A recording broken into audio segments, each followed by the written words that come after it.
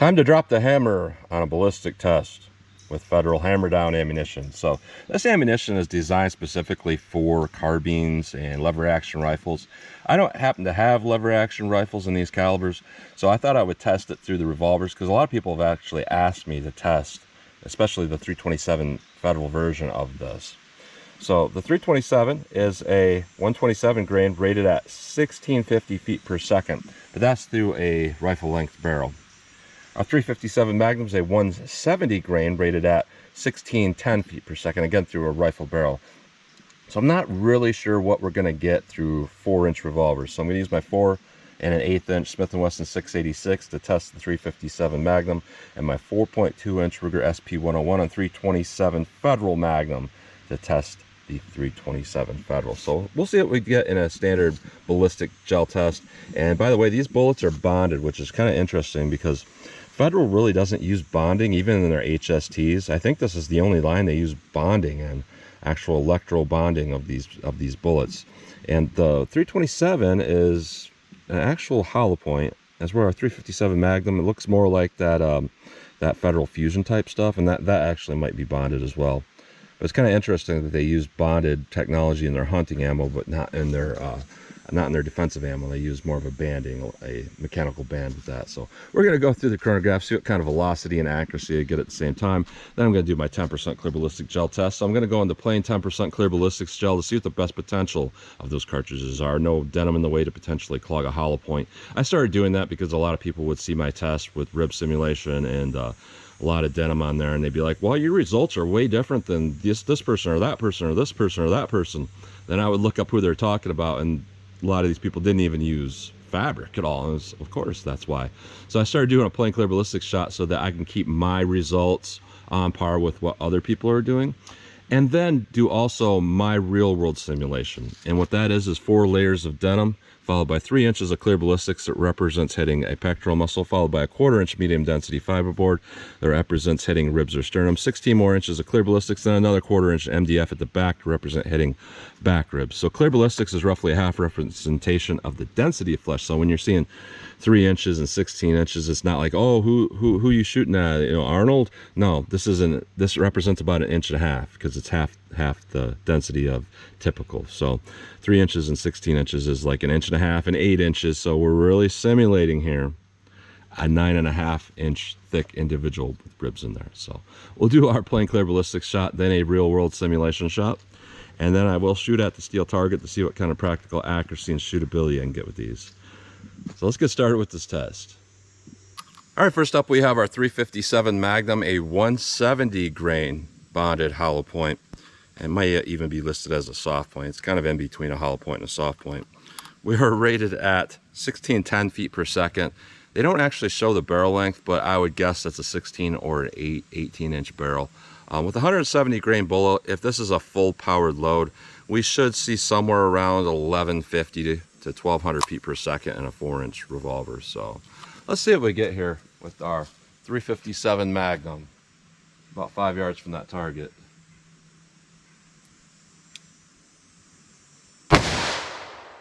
$12.61, $11.96, $11.97, $12.13, $11.79. So that's not bad velocity. You know, a lot of times their 158 grains are right about there, barely a little bit more than that. So that's a full power load. That's not too bad overall. Also, another thing about it, hardly any recoil for some reason. Now, a 327 Federal Magnum, 127 grain, this thing is rated at 1650 feet per second. Now, if this is a full powered load, something like a 127 grain, we should see maybe 1300 feet per second out of a 4-inch handgun would be my guess. Let's see what we get here with our 327 Federal Magnum.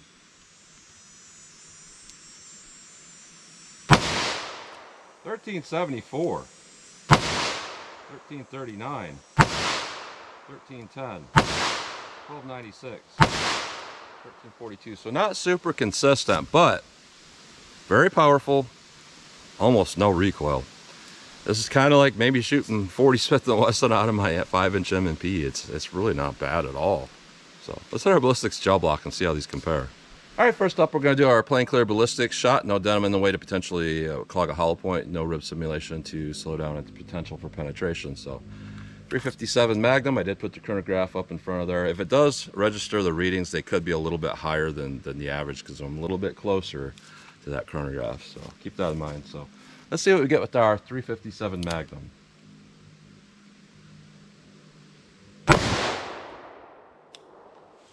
(1188 feet per second).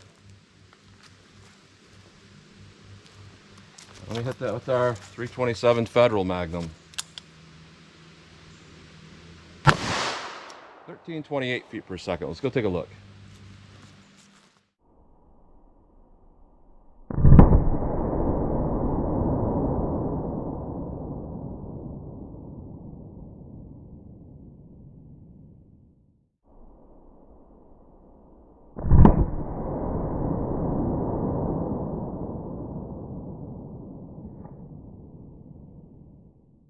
All right, so that's very interesting there with our 357 Magnum.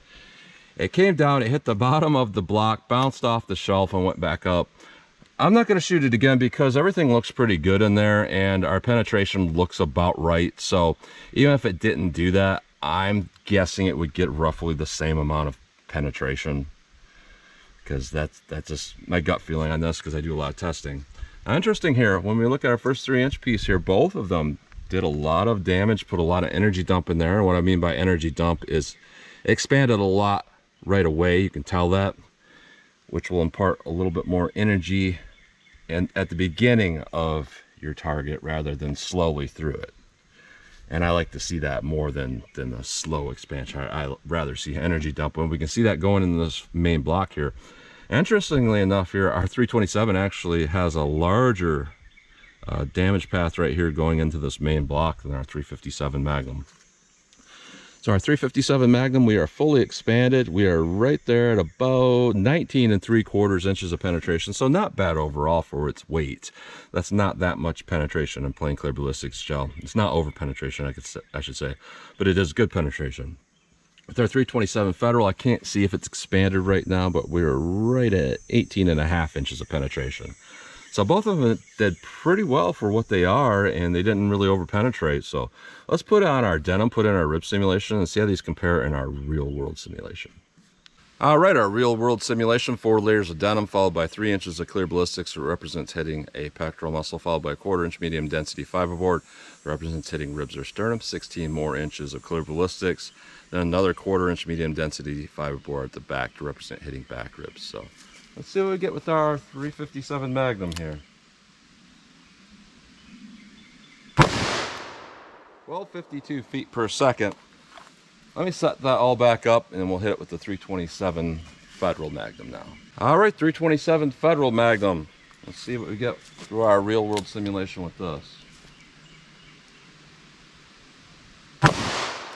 1348 feet per second. Let's go take a look.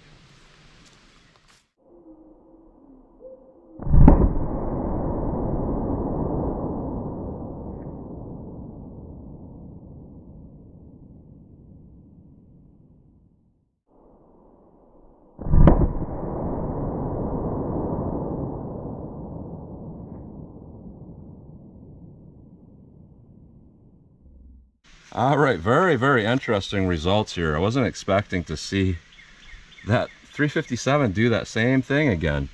And I'm suspecting that we're getting kind of a partial expansion on one side of the bullet, because normally when that happens, you see these weird arcing effects, and that's kind of what I'm seeing here. So both of these went through our back rib simulation here also. So here's the impact, and interesting, I aimed way up here with our 327, but a lot of times that thing just shoots really low for me. But it did create its own hole, and this first mark with our first impact with our 357 Magnum would not affect that, and we're not touching each other there in the gel. So what we can see here is that the first 3 inches, our 327 Federal, because of that little extra velocity, it did continue to create a little bit more energy dump than the 357 Magnum. And both of them look pretty good, but our 327 just looks more predictable. It looks right to me. And I'll pull this out real quick here. We can see right here where our 357 went through, it keyhole tumbled through. As where with our 327 Federal, it went through straight, like expanded straight. You don't see any evidence that it tumbled through, even though when it stopped, it is kind of to the side, but that's partly because after it went through that back rib simulation, it just kind of tilted. So what we got going on with our 357 Magnum, just very weird performance here, because it bounced off that shelf and then went through there. I'm still going to count it because it's pretty similar along with the other shot there. We're at about 20 inches of penetration. Our 327 Federal, right about 19.5 inches. So very, very similar overall penetration there with both of these. So I'm going to say I think that the 327 Federal Magnum in this case is just as good as the 357 Magnum. Now, you might say, well, are you testing that for hunting purposes or for self-defense? My main response would be, well, I'm looking at these as self-defense cartridges, but also pretty good hunting cartridges. And I would say they are a pretty good dual purpose for that, because it looks like they would do pretty well for a self-defense cartridge, not over penetrate too much. But if you're looking at something like hunting whitetail deer, you know, that's pretty much the same size, but maybe a little thinner. Good chance that these could come close to passing out, you know, the other side of something like that from a handgun. Now with a rifle, we probably see something completely different here, but looking at these as 4-inch barrel revolver cartridges, these aren't too bad overall. I think the 327 is actually a pretty acceptable self-defense option here, just for regular two-legged attackers. I think it performed well enough that I would consider it that. The 357 Magnum, that didn't quite perform as well. Like, you could easily get something that's a lot better performance than this. As where with the 327, this is that thing that a lot of people say, well, they can't find the ammo. And I'll admit, in store, it's kind of limited. Like, when I go to a store, physical stores, I'll see 327, and basically the only options are like Acrylic Defense, Gold Dot, American Eagle, Target Ammo, and this stuff. I actually see this stuff quite a bit.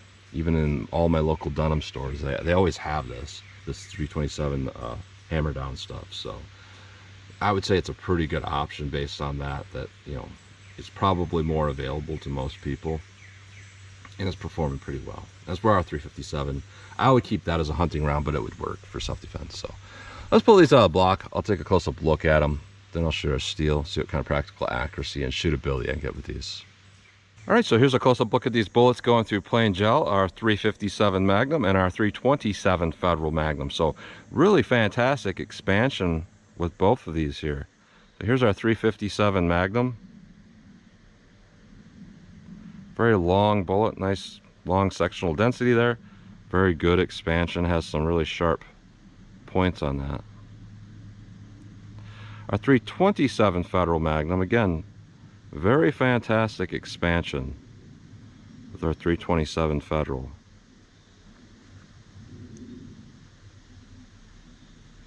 If we compare that to our 357, yeah, the percentage of expansion from its starting diameter is quite well with that 327.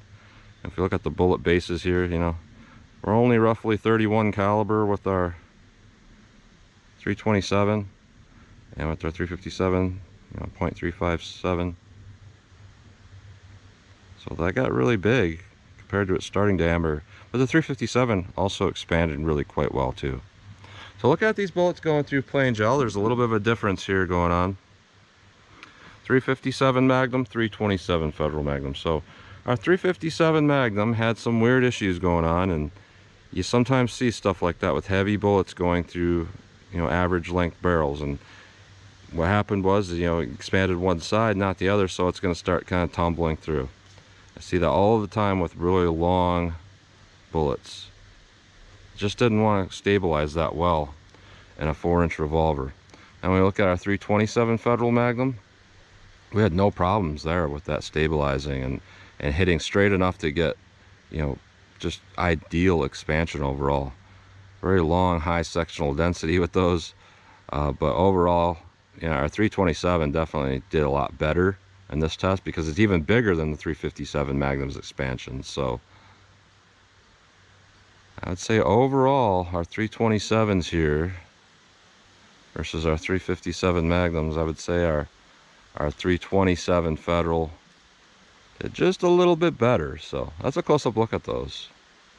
All right, accuracy test here. I'm going to fire from 14 yards to see what the practical accuracy and recoil control is for me if I had to use these as self-defense cartridges. You know, is there something unusual enough about them because the bullet weights are kind of heavy that they don't want to come back down on target right out of these guns? That's kind of what I want to see. And then I want to back it up to 75 yards and shoot single action to see how these would do as hunting rounds. So kind of a dual purpose thing going on here. So let's see how these would do as self-defense rounds.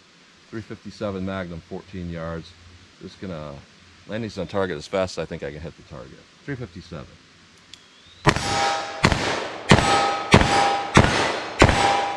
All right, so yeah, that second shot there, I definitely pulled it because it was just a little bit unusual with its recoil. It jumped a little bit higher than what I was expecting. So when I popped off that second shot, problem there, and then I realized, yeah, I need to control that a little bit better. So there is just a little bit of muzzle jump there that I wasn't used to.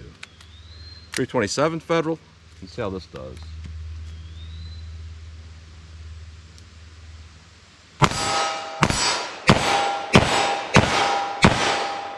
So that had a nice natural, you know, fall back down on steel type of feel. This is kind of like shooting a 125 grain hollow point out of a 357 Magnum. So this is more in line with this bullet weight and everything with a good self-defense, bullet weight and self-defense cartridge. So overall, I would say this is pretty good for that purpose. So let me back it up to 75 yards and see how these things will shoot single action. All right, 75 yards from the target. So I'm just going to see how these things will shoot single action, kind of a SHTF situation. You know, if I had to fire at, let's say, a deer at 75 yards with a 4-inch handgun, might be kind of a desperate situation there, but let's see what I can do with these 170 grain 357 Magnums from 75 yards.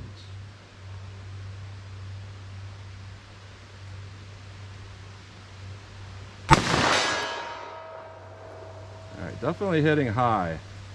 I was thinking they were probably going to do that at that distance.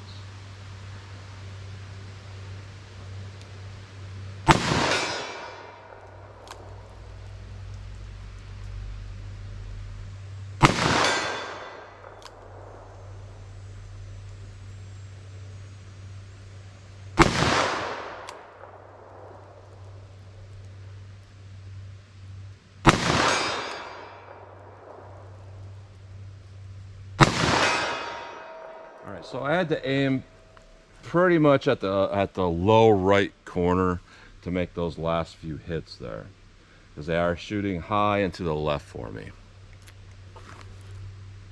So let's see if we can get with our 327 Federal.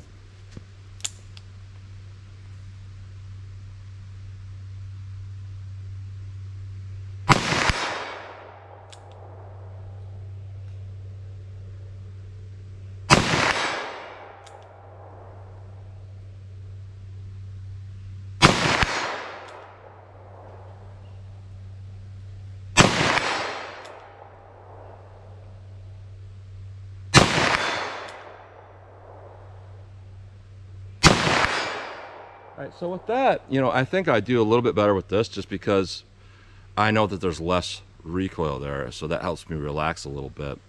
And also, it just seemed like they did hit a little bit more point of aim for me with this over the 357 Magnum. So every time I do one of these videos, the topic always comes up. I can't find 327, and it's kind of like, well, I buy it every month to do tests with. How am I finding it if you can't, like, I am just a regular guy. I am not in the actual gun industry, so I have to use my own money to buy my ammo, my own ammo. So I buy the stuff and I test it. So if it's like, if it's true what everybody's saying, how am I doing this? That'd be my first question here. But yeah, looking at this, I would say overall, R327 is a better choice for handguns. I'm not saying that overall 327 is better than 357 Magnum as a whole, because there's a lot more variety in 357 Magnum ammo. There's a ton of variety. There's a ton of guns in it. But I'm saying for a niche purpose of a 4-inch revolver, I think that the 327 Federal is just a little bit better choice, because you can get pretty much the same thing as a 357 Magnum, but a smaller package.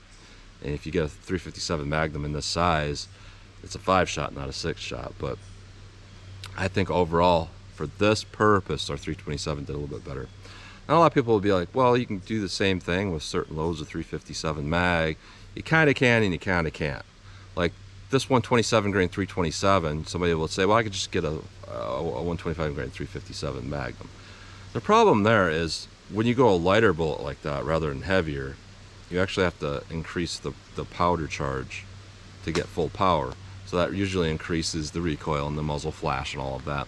And then when you actually hit the target, the sectional density is reduced when it first hits that, so it can sometimes cause a pancaking effect where you don't get beyond like 11 inches of penetration in that gel. As for the 327 Federal, you're using a smaller powder charge at a much higher pressure, and then when it hits the target, you're at a higher sectional density, so it's going to want to go deeper. It's going to penetrate like these penetrated. So what you're getting overall is a lower recoil option with less flash and all of that, that's going to do kind of better than some of the lower weight 357 Magnums. So it's one of those things, like if you know, you know, if you don't, you don't. You got to do some more research on this stuff. But I'm not saying this 357 is bad. It's just that looking at these bullet weights and everything here, both of these are designed for carbines. So everything I'm doing with handguns here, you know, is kind of against the rules of what, you know, Federal would probably want to see here.